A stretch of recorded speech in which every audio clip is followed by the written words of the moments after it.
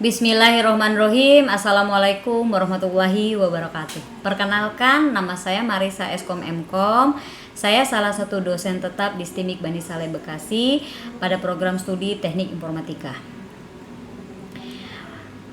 Untuk pendidikan formal saya S1 di Sekolah Tinggi Teknologi Informasi NIT Jakarta, jurusan Sistem Informasi, lulusan tahun 2010. Dan selanjutnya S2-nya itu saya di STIMIK LIKMI Bandung, jurusan Sistem Informasi, lulusan pada tahun 2014. Saya mulai berkiprah menjadi tenaga pengajar atau dosen itu mulai pada tahun 2011 di salah satu perguruan tinggi swasta Bandung. Dan saya mulai bergabung di STIMIK Bani Saleh itu mulai tahun 2015. Sampai dengan sekarang, dan saya salah satu dosen tetapnya di Prodi Teknik Informatika. Selain itu, saya mengajar dan menjadi dosen luar biasa di kampus lain. Ada beberapa mata kuliah yang saya ampu di STIMIK Bani Saleh.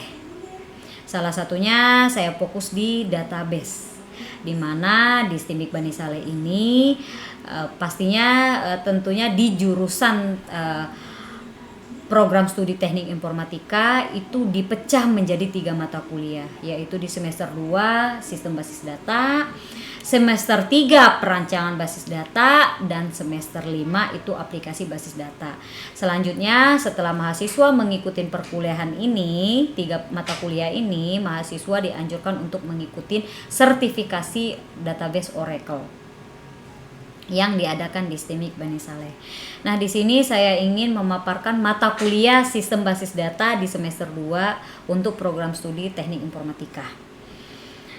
Apa saja nanti yang ada di dalam Sistem Basis Data ini sendiri, yaitu salah satunya itu konsep dari Sistem Basis Data, arsitektur dari basis data, model dari relasional, pemodelan data dengan menggunakan IR diagram, dan juga pemodelan datanya dengan normalisasi, dan sistem basis data itu dengan enterprise, dan juga mengimplementasikan bahasa basis data itu sendiri, DDL, DML atau Data Definition Language, DML Data Manipulation Language, dengan Database Management System menggunakan SQL Server, dan mengimplementasikan sistem basis data dengan Database Management System. Adapun capaian pembelajaran untuk mata kuliah ini, yaitu mahasiswa itu bisa memahami konsep dari teori sistem basis data itu sendiri, karakteristiknya, keuntungan dan kerugiannya dalam penggunaan basis data, serta komponen dari basis data itu sendiri. Kemudian memahami cara pemodelan data arsitekturnya dan kebebasan data dari basis data itu sendiri, interface-nya, klasifikasi dari database manajemen itu sendiri. Dan setelah itu memahami model dari relasionalnya, memahami atau bisa membuat IR diagram, bisa membuat juga atau merancang dengan menggunakan normalisasi, dan mahasiswa juga mampu memahami fungsi dari DDL atau bahasa SQL, Data Definition Language, dan DML itu Data Manipulation Language.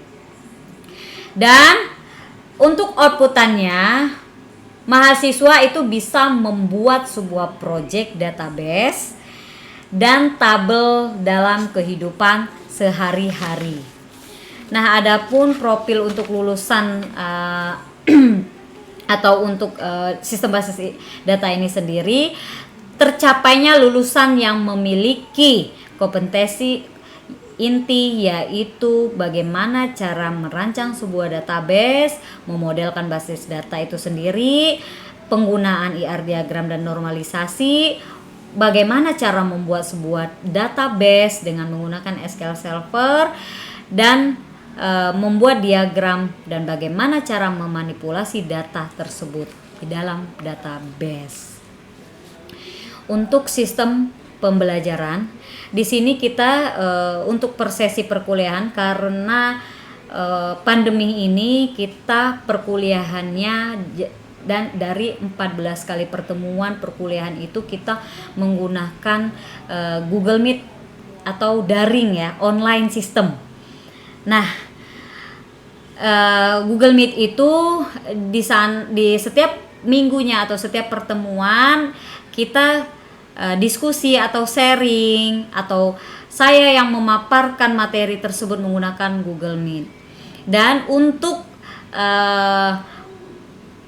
pemaparan materi tersebut saya upload juga di Google Classroom, di mana nanti mahasiswa bisa mendownload materi yang telah saya sampaikan di Google Meet, dan terdapat tugas juga biasanya di dalam Google Classroom. Jadi mahasiswa mengumpulkan tugas itu di Google Classroom.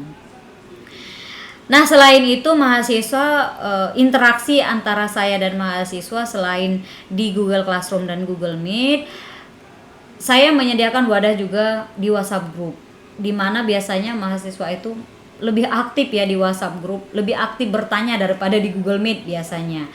Jadi setelah perkuliahan biasanya mahasiswa itu jika ada yang kesulitan atau ada yang ingin ditanyakan, itu biasanya langsung ke WhatsApp Group. Di situ kita berdiskusi antara dosen dan mahasiswa, sharing ilmu seperti itu. Nah, setelah itu ini untuk sistem penilaian. Kalau untuk sistem penilaian itu kita mengikuti aturan dari kampus juga ya. Jadi semua mata kuliah itu sama, yaitu absen 10%, tugas itu